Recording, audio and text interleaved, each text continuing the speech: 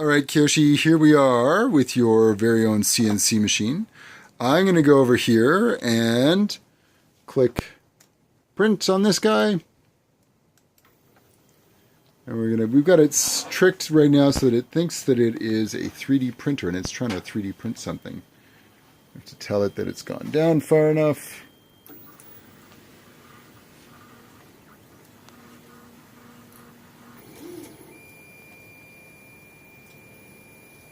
There it is.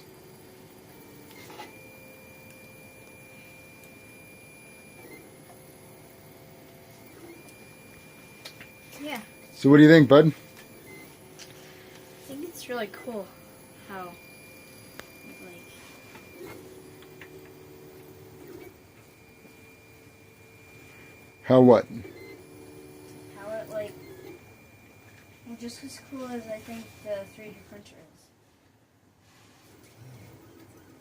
So, we still have a bit of wiring to do.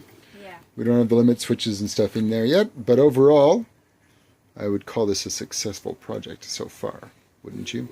Yeah. All right.